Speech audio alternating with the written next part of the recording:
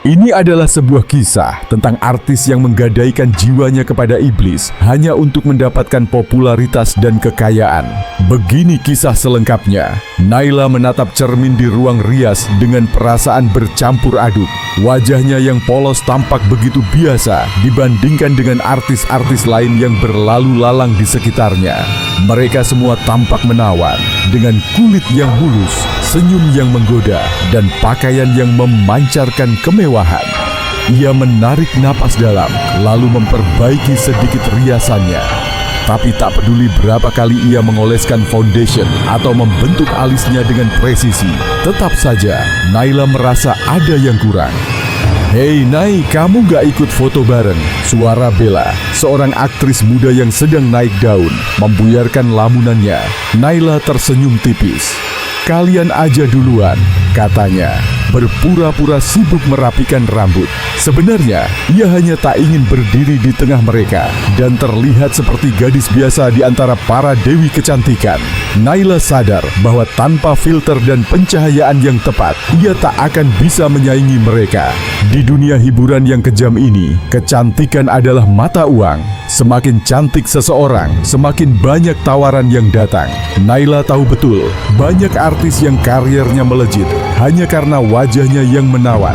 Mereka mendapatkan peran utama, kontrak iklan miliaran rupiah, dan undangan ke acara-acara eksklusif. Sementara dirinya, sudah 3 tahun ia berjuang dalam dunia hiburan, tetapi namanya tetap berada di barisan figuran dan pemeran pendukung. Agen manajemennya selalu berkata, "Kamu punya bakat naik, tapi kamu harus lebih menonjol, harus lebih memikat."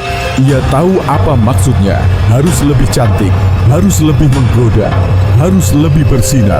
Suatu malam setelah menghadiri acara penghargaan, di mana ia hanya menjadi tamu undangan sementara artis-artis lain duduk di barisan depan, Naila pulang dengan hati penuh amarah. Ia merasa diperlakukan seperti bayangan. Tak seorang pun benar-benar memperhatikannya. Ia membuka ponselnya dan mulai menjelajahi dunia maya, mencari cara agar bisa lebih cantik. Dari skincare mahal hingga operasi plastik, semuanya ia pertimbangkan. Namun di tengah pencariannya, ia menemukan sesuatu yang lain. Sebuah forum misterius. Di sana ada sebuah diskusi tentang susuk, ilmu mistis yang konon bisa meningkatkan kecantikan seseorang secara instan. Salah satu komentar menarik perhatiannya. "Aku dulu cuman gadis biasa. Setelah pakai susuk ini, hidupku berubah. Aku jadi primadona. Semua mata tertuju padaku. Percayalah, ini bukan sekadar mitos." Ada pula yang merekomendasikan seorang dukun di Banten yang konon sangat sakti dalam ilmu susuk. Jantung Naila berdegup cepat. Sejenak, ia menertawakan dirinya sendiri. Ia bukan orang yang percaya hal-hal seperti ini, tapi semakin ia membaca, semakin ia tergoda. Lalu ia berdiri, berjalan ke depan cermin, dan menatap refleksi dirinya sendiri. Seorang artis biasa, seorang perempuan yang selalu kalah dalam sorotan, dan dalam hatinya muncul sebuah bisikan, "Apakah kau ingin tetap menjadi bayangan?" Malam itu, Naila tak bisa tidur. Kata-kata di forum misterius itu terus berputar di kepalanya. Ia menggulir layar ponselnya, membaca ulang komentar-komentar tentang susuk, seolah mencari kepastian. Di antara diskusi itu, ada satu pesan yang menarik perhatiannya. "Jika kau benar-benar ingin kecantikan yang tak tertandingi, temui Mbah Surti di Banten. Tapi ingat, ada harga yang harus kau bayar." Naila menelan ludah. Ia berpikir keras. Apakah ia benar-benar harus melakukan ini? Namun saat ia kembali menatap cermin di kamarnya, ragu itu menguap. Ia lelah menjadi bayangan. Ia ingin lebih dari sekadar aktris figuran. Tanpa pikir panjang, ia mencatat alamat yang disebutkan di forum. 2 hari kemudian, Naila menyusuri jalanan berliku di pedalaman Banten. Hutan di kiri dan kanan terasa begitu sunyi, seolah waktu berhenti. Jalan yang dilewatinya makin sempit, seakan menuntunnya masuk ke dunia lain yang tak terlihat di peta. Sopir yang mengantarnya, seorang pria tua dengan wajah kusam, tak banyak bicara. Ia hanya sesekali melirik Naila dari kaca spion dengan ekspresi yang sulit diartikan. Sudah pernah kesini sebelumnya, Mbak? Tanyanya tiba-tiba. Naila menggeleng. Pria itu mengangguk pelan, lalu menggumam. Kalau sudah masuk, jangan pernah menoleh ke belakang. Naila merinding. Apa maksudnya? Tanyanya. Tapi sopir itu tak menjawab lagi. Beberapa menit kemudian, mereka tiba di depan sebuah rumah tua yang dikelilingi pepohonan besar. Rumah itu terlihat biasa, tapi ada aura menyeramkan yang menguar dari balik pintu kayunya yang tampak lapuk. Naila turun dengan langkah ragu. Begitu kakinya menginjak tanah, angin dingin berembus, membuat bulu kuduknya berdiri. Pintu rumah tiba-tiba terbuka dengan suara krik yang panjang. Seorang wanita tua bertubuh kurus berdiri di ambang pintu. Matanya tajam, dengan keriput yang seakan menyimpan 1000 rahasia. "Kamu sudah ditunggu," katanya dengan suara serak.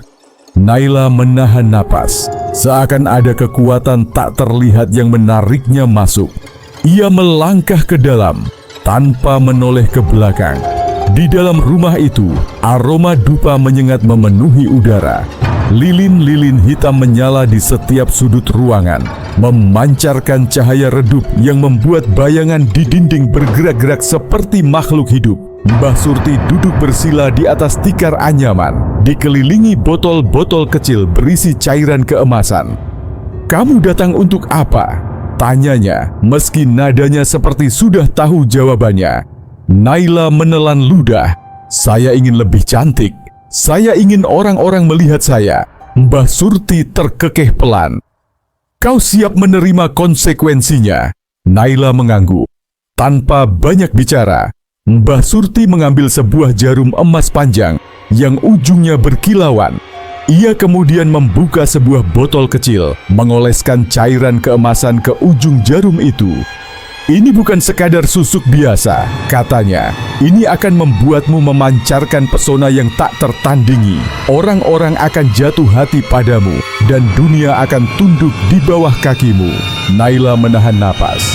"Tapi ingat, sekali kau menerimanya, kau tak bisa mundur. Lanjutnya, jika kau berani melepasnya, kau akan membusuk dari dalam." Dada Naila berdebar, tapi ia tetap mengangguk. Mbah Surti kemudian menarik wajah Naila lebih dekat. Dengan gerakan cepat, ia menusukkan jarum itu ke dalam bibir, dahi dan dagu Naila. Rasa panas luar biasa menjalar ke seluruh tubuh Naila. Seperti ada api yang menjalar di bawah kulitnya. Ia ingin menjerit, tapi tak bisa. Tubuhnya bergetar hebat. Keringat dingin mengalir dari pelipisnya. Dalam kesakitan itu, ia mendengar suara-suara berbisik. Bisikan yang tidak berasal dari dunia ini. "Kini kau milik kami." Dunia di sekelilingnya berputar. Pandangannya menjadi gelap, dan sebelum kesadarannya hilang sepenuhnya, ia sempat melihat bayangannya di cermin di sudut ruangan. Tapi yang dilihatnya bukan dirinya. Itu adalah wajah yang jauh lebih cantik, lebih menggoda, tapi juga lebih menyeramkan. Naila terbangun dengan tubuh yang terasa ringan, seolah seluruh beban yang selama ini menghimpitnya telah lenyap.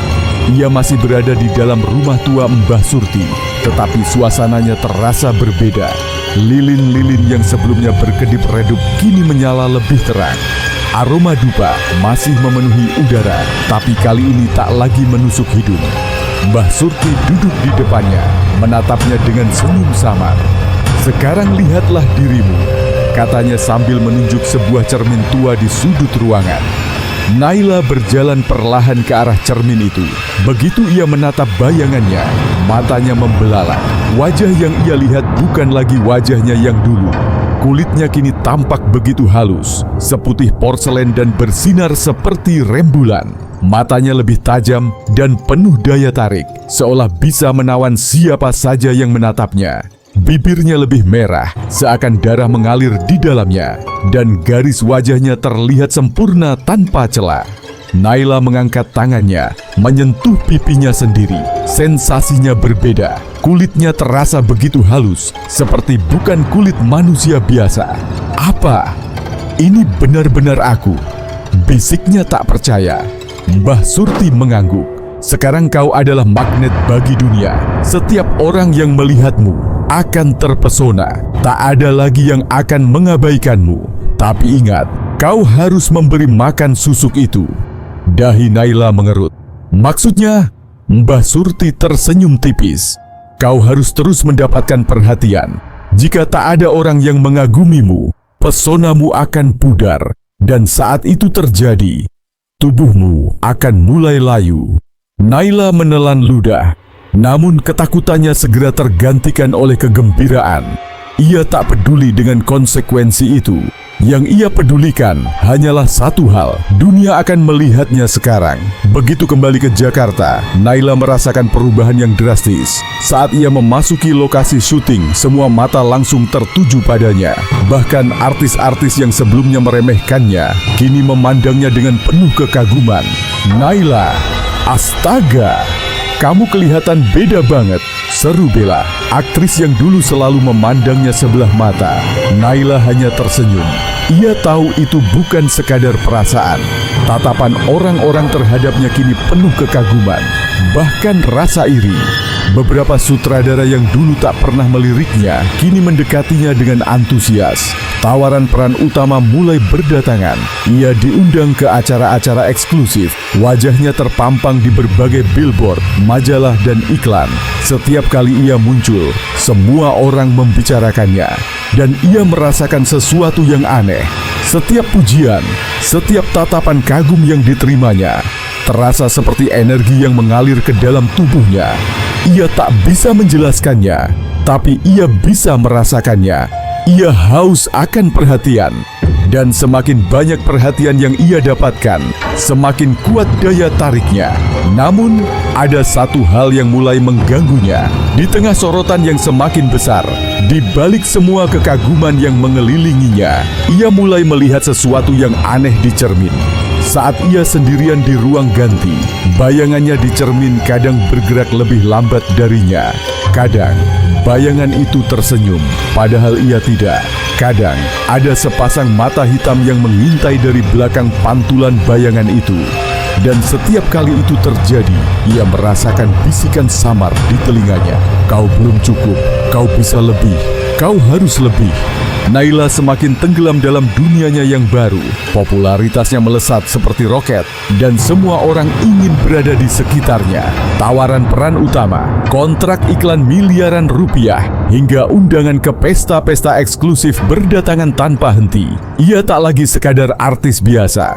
Ia kini adalah primadona, ikon kecantikan yang dipuja oleh jutaan orang. Namun ada sesuatu yang mengganjal. Semakin banyak ia mendapatkan sorotan, semakin besar rasa haus yang menggerogoti dirinya. Setiap kali ia berdiri di atas panggung atau berjalan di karpet merah, ia merasakan energi yang luar biasa mengalir ke dalam tubuhnya, seperti ribuan tangan tak terlihat yang menyentuh dan memberinya kekuatan. Tapi begitu ia sendirian, energi itu seolah menguap. Di dalam kamar apartemennya yang mewah, di balik dinding-dinding kaca yang menghadap kota Jakarta, ia mulai merasakan kehampaan yang menakutkan. Tatapannya tertuju ke cermin besar di depan ranjangnya. Sejak beberapa hari terakhir, ia mulai memperhatikan sesuatu yang mengganggu. Bayangannya terlihat berbeda. Ada kilatan hitam di dalam mata pantulannya. Dan terkadang, saat ia tidak tersenyum, bayangannya tetap tersenyum. Ia mencoba mengabaikannya, tapi setiap malam, suara itu kembali berbisik di telinganya. "Kau belum cukup, kau bisa lebih, kau harus lebih." Suatu malam, setelah pulang dari sebuah pesta mewah, Naila membuka pintu apartemennya dan mendapati seorang pria tua duduk di ruang tamunya. Pria itu mengenakan setelan hitam kusam dengan rambut panjang beruban yang tergerai. Jantung Naila berdegup kencang. Ia yakin telah mengunci pintunya. "Siapa kau?" bentaknya. Pria itu tidak bereaksi. Ia hanya menatap Naila dengan tatapan kosong, lalu berkata dengan suara rendah, "Kau belum cukup." Naila membeku. "Siapa kau?" Ulangnya, kali ini dengan suara lebih pelan. Pria itu tersenyum tipis. "Kau tahu siapa aku?" Naila mulai merasakan hawa dingin yang menyelimutinya. "Aku datang untuk menawarkan sesuatu," lanjut pria itu. Kecantikanmu sudah sempurna, tapi kau masih belum menjadi yang terhebat. Kau belum menjadi yang terkaya. Aku bisa memberimu itu." Naila menelan ludah. "Apa yang harus aku lakukan?" tanyanya. Meski dalam hatinya ia sudah tahu jawabannya, pria itu bangkit berdiri dan berjalan mendekatinya. "Kau harus memberi lebih banyak, memberi lebih dalam." "Apa maksudmu?" Pria itu mendekatkan wajahnya ke telinga Naila dan berbisik dengan suara dingin, tumbal. Sekujur tubuh Naila merinding. "Orang-orang biasa sudah cukup mengantarkanmu ke titik ini," lanjut pria itu. "Tapi jika kau ingin lebih, kau harus memberi yang lebih besar. Seseorang yang memiliki hubungan denganmu." Naila menggigit bibirnya. "Aku akan memberimu waktu untuk berpikir." Pria itu mundur beberapa langkah, masih dengan senyum samar. "Tapi ingat, semakin lama kau menunda, semakin besar harga yang harus kau bayar." Lalu dalam sekejap, pria itu lenyap. Naila berdiri kaku di tempatnya. Napasnya memburu dan di cermin di belakangnya, bayangannya tersenyum lebar, lebih lebar dari yang seharusnya. Naila tak bisa tidur malam itu.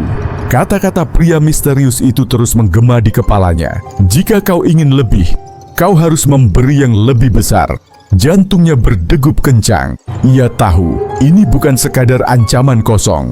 Sejak malam itu, ia mulai merasakan sesuatu yang mengerikan. Setiap kali ia bercermin, bayangannya semakin berubah. Mata itu semakin gelap, senyum itu semakin lebar, dan kadang-kadang ada tangan hitam yang merayap di balik pantulannya. Suara-suara di kepalanya semakin sering terdengar.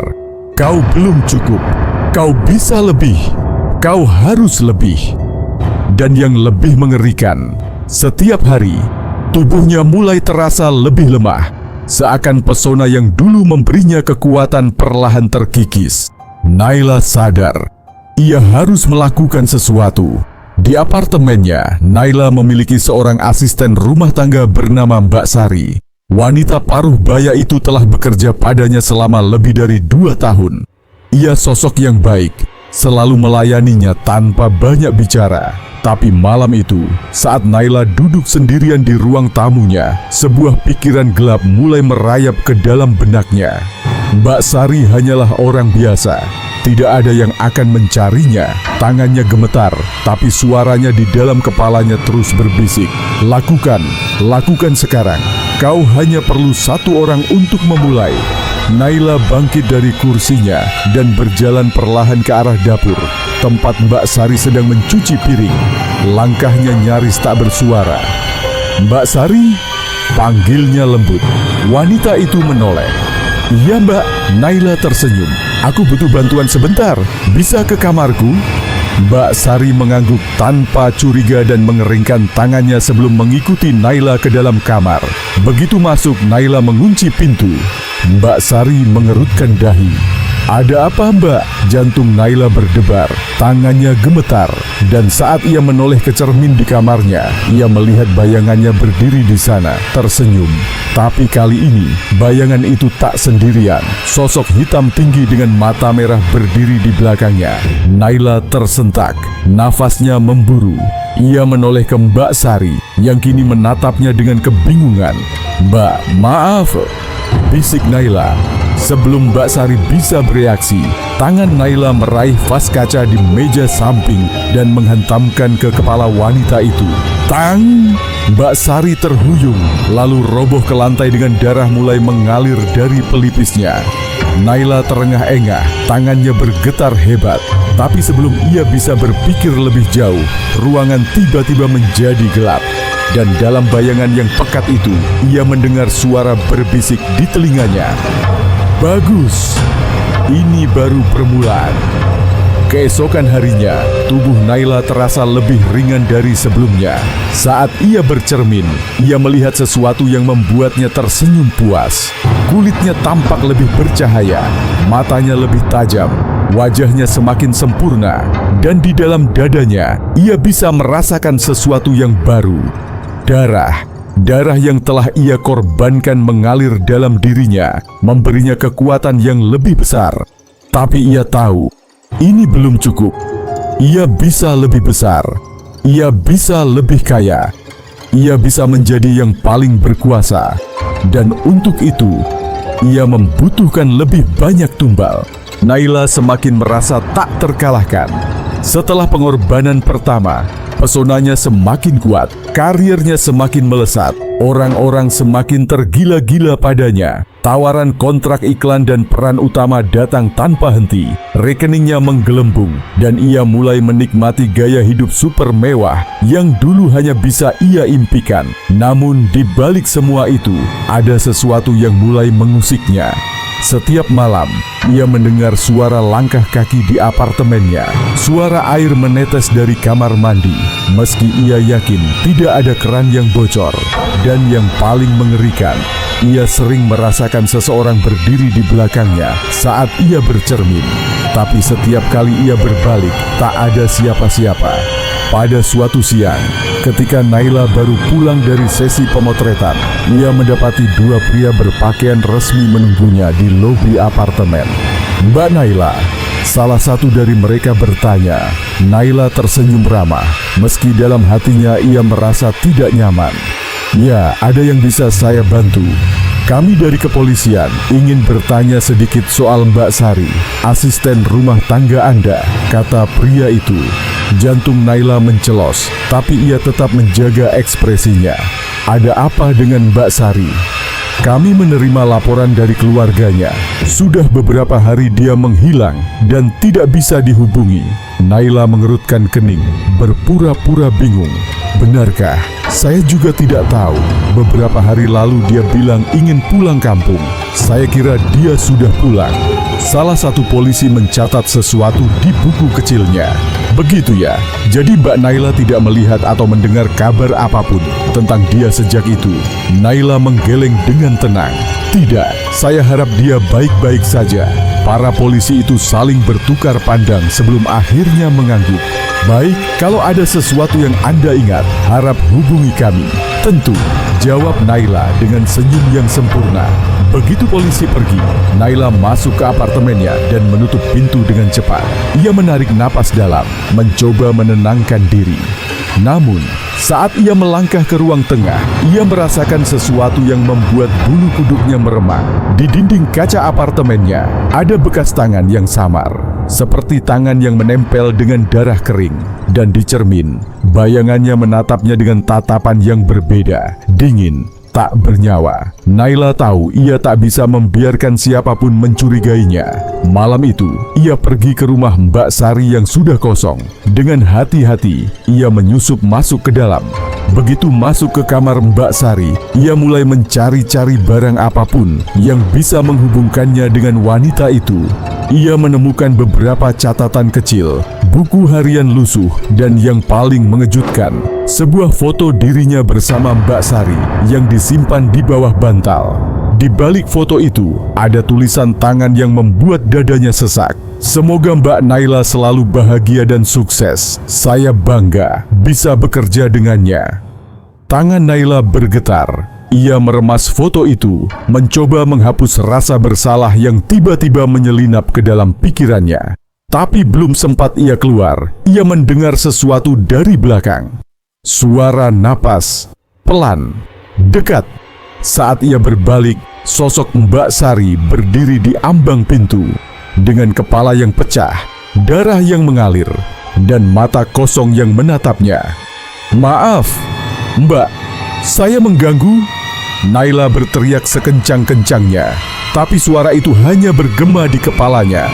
Naila terbangun dengan napas tersengal. Keringat dingin membasahi tubuhnya, dan jantungnya berdebar seolah ingin meledak. Ia mendapati dirinya masih berada di kamarnya, berbaring di ranjang mewah yang seharusnya memberinya kenyamanan. Tapi kenyamanan itu telah lenyap. Ia masih bisa merasakan tatapan kosong Mbak Sari dalam mimpinya. Masih bisa mendengar suara parau itu berbisik, "Maaf, Mbak, saya mengganggu." Naila mengusap wajahnya, mencoba menenangkan diri. Itu hanya mimpi. Ia meyakinkan dirinya sendiri. Hanya mimpi. Tapi saat ia melihat ke cermin di seberang ranjangnya, ia merasakan sesuatu yang membuat darahnya membeku. Di permukaan cermin yang jernih, ada bekas tangan yang samar, bekas tangan yang berlumuran darah, dan bayangannya di dalam cermin masih berdiri di sana, menatapnya, tapi tidak mengikuti gerakannya.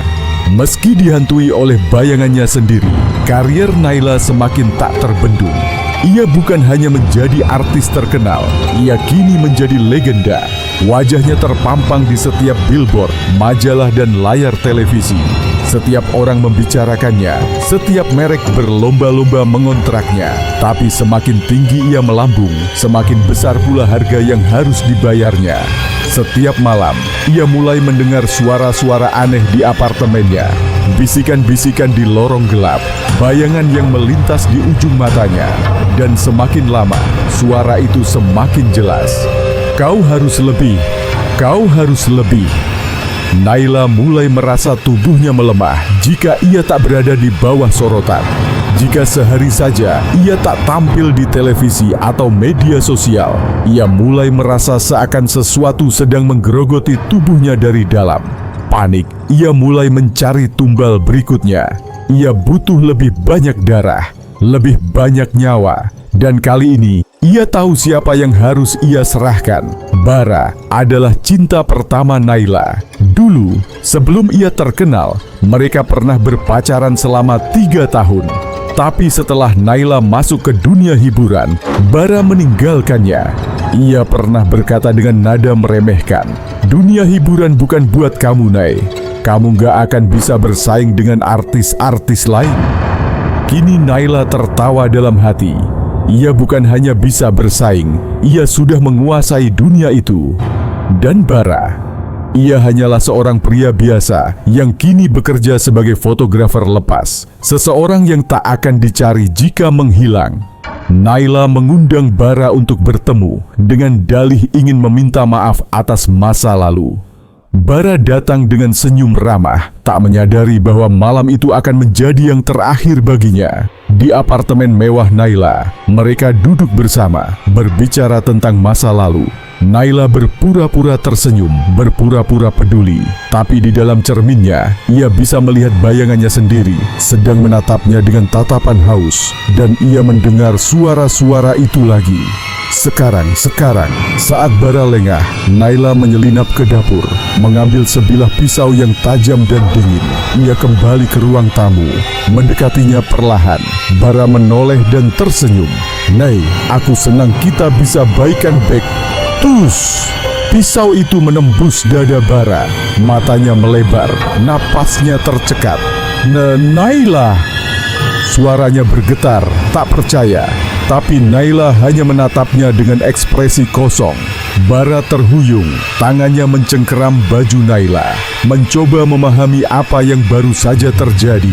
Darah mengalir dari mulutnya, dan dalam detik-detik terakhirnya, ia melihat sesuatu yang mengerikan. Di belakang Naila, ada sosok hitam tinggi dengan mata merah menyala. Makhluk itu tersenyum, dan sebelum kegelapan menyelimutinya, Bara mendengar bisikan di telinganya, "Kau bukan yang terakhir." Keesokan harinya, Naila merasa lebih kuat dari sebelumnya. Wajahnya lebih bersinar, matanya lebih tajam, auranya semakin tak tertahankan. Tak ada seorang pun yang bisa menolak pesonanya. Ia kini bukan hanya artis, ia adalah Dewi. Tapi ia tahu, ini belum cukup. Ia bisa lebih besar, ia bisa lebih kaya, ia bisa lebih berkuasa. Dan untuk itu, ia akan terus memberi tumbal. Tak peduli siapapun yang harus dikorbankan. Semakin banyak nyawa yang dikorbankan, semakin kuat Naila merasakan kekuatan mengalir dalam tubuhnya. Ia bukan lagi sekadar seorang artis. Ia adalah sosok yang disembah, dipuja, dan diidamkan oleh semua orang. Ia bisa mendapatkan apapun yang ia inginkan, hanya dengan satu senyuman. Namun, di balik gemerlap yang ia nikmati, bayangan hitam semakin membayanginya. Suara-suara di kepalanya tak pernah diam. "Kau bisa lebih, kau harus lebih." Dan kini, suara itu datang dengan sebuah tuntutan baru. Ia harus menyerahkan dirinya sepenuhnya, bukan hanya sebagai pengguna susuk, tapi sebagai pengabdi sejati bagi kekuatan gelap. Malam itu, Naila kembali ke Banten, ke rumah tua Mbah Surti. Angin dingin bertiup kencang saat ia melangkah masuk. Lilin-lilin hitam yang biasa menyala di sudut ruangan kini membara dengan api kebiruan. Di tengah ruangan, Mbah Surti sudah menunggunya, duduk bersila dengan mata kosong yang menatapnya. "Kau sudah siap?" Suara dukun tua itu terdengar seperti gema dari dunia lain. Naila mengangguk. Mbah Surti menunjuk ke tengah ruangan. Tempat lingkaran ritual telah digambar dengan darah kental yang masih basah. Di tengah lingkaran itu, ada sebuah cermin besar yang tak memantulkan apapun, hanya kekosongan pekat. "Lepaskan pakaianmu," perintah Mbah Surti. Tanpa ragu, Naila melakukannya. Ia kini berdiri telanjang di hadapan cermin itu. Tubuhnya diterangi hanya oleh nyala lilin yang bergetar. Mbah Surti mulai melantunkan mantra. Suaranya menggelegar di ruangan, seakan memanggil sesuatu dari dalam kegelapan. Angin bertiup makin kencang. Dinding rumah tua itu bergetar. Cermin di depannya mulai berdenyut seperti jantung raksasa yang hidup. Lalu dari dalam pantulan cermin itu, sesosok makhluk muncul. Tinggi, hitam, bermata merah. Senyumnya lebar, memperlihatkan deretan gigi tajam yang seakan haus akan daging manusia. Naila tertegun, tapi ia tak mundur. Makhluk itu mengulurkan tangannya ke arah Naila. "Serahkan dirimu, maka dunia akan menjadi milikmu." Jantung Naila berdetak keras. Ia tahu, jika ia menerima tawaran ini, ia tak akan lagi menjadi manusia biasa. Ia akan menjadi sesuatu yang lebih besar, lebih kuat, lebih abadi, tapi juga lebih gelap. Tanpa ragu Naila mengulurkan tangannya, menyentuh tangan makhluk itu. Begitu jari mereka bersentuhan, sebuah ledakan energi mengalir ke dalam tubuhnya. Ia merasakan sesuatu yang belum pernah ia rasakan sebelumnya, kekuatan yang tak terhingga. Dan dalam sekejap, tubuhnya bukan lagi miliknya. Ia telah menjadi milik iblis. Sejak ritual itu, Naila bukan hanya semakin kaya dan terkenal, ia menjadi tak terkalahkan. Setiap kali ia muncul di hadapan publik, dunia seakan tunduk padanya. Tak ada lagi yang bisa menolak pesonanya, tak ada lagi yang bisa menyainginya. Ia kini lebih dari sekadar manusia. Tapi ada satu hal yang berubah. Di balik kulitnya yang sempurna, di balik senyumnya yang memabukkan, ia bukan lagi Naila yang dulu. Ia telah kehilangan sesuatu yang paling berharga, jiwanya. Dan meskipun dunia mencintainya, di dalam dirinya, ia tahu satu hal yang pasti. Tak ada jalan kembali, tak ada penebusan, hanya kematian yang menantinya. Tapi sebelum itu terjadi, ia akan menikmati setiap detik kejayaannya, apapun harganya. Naila berdiri di atas panggung tertinggi dalam hidupnya. Malam itu, ia menerima penghargaan sebagai artis paling berpengaruh tahun ini dalam sebuah ajang bergengsi. Semua mata tertuju padanya. Para jurnalis berebut mengambil fotonya. Para selebriti lain menatapnya dengan iri. Ribuan penggemar bersorak menyebut namanya, seolah ia adalah dewi yang turun ke bumi. Ia tersenyum, senyum yang indah. Tapi di balik senyum itu, ia tahu sesuatu yang orang lain tak tahu. Ia bisa merasakan sesuatu di dalam dirinya yang mulai rapuh. Ada yang salah. Sejak ritual terakhir, ia mulai mengalami sesuatu yang aneh. Setiap malam, tubuhnya terasa semakin dingin. Setiap kali ia bercermin, bayangannya mulai tampak lebih asing, lebih menyeramkan, dan suara-suara itu semakin sering datang. "Waktumu hampir habis." Tapi Naila mengabaikannya. Ia sudah memberikan segalanya. Ia sudah menyerahkan jiwanya. Tak mungkin iblis itu akan mengkhianatinya. Bukan. Setelah acara penghargaan selesai, Naila pulang dengan mobil mewahnya. Ia duduk di kursi belakang, menatap piala emas di tangannya. Puncak kejayaan telah ia raih. Namun kenapa dadanya terasa begitu kosong? Kenapa ia merasa sepi? Ia menghela napas, lalu menatap keluar jendela mobil. Jakarta malam itu begitu indah. Lampu-lampu kota berkilauan seperti bintang. Jalan tol yang lengang memberi ketenangan yang tak biasa. Tapi di kaca jendela mobilnya, ia melihat sesuatu yang membuat darahnya membeku. Bayangannya sendiri, tapi tidak mengikuti gerakannya. Naila membelalakan mata. Bayangan itu menatapnya dengan mata hitam kelam. Lalu ia tersenyum, dan dalam senyum itu, Naila mendengar bisikan terakhir. Kau pikir kau bisa memiliki segalanya tanpa kehilangan apapun. Detik berikutnya, mobilnya oleng. Sopirnya berteriak panik, mencoba mengendalikan kendaraan. Tapi sesuatu yang tak terlihat menarik setir ke arah kiri. Dan dalam sekejap, mobil itu menabrak pembatas jalan. Dentuman keras mengguncang malam. Mobil terbalik berkali-kali sebelum akhirnya berhenti di tengah jalan tol. Naila terperangkap di dalamnya. Tubuhnya terjepit di antara logam yang bengkok. Ia mencoba bernapas, tapi dada dan lehernya terasa sesak. Matanya menatap keluar jendela, melihat bensin mulai mengalir ke aspal.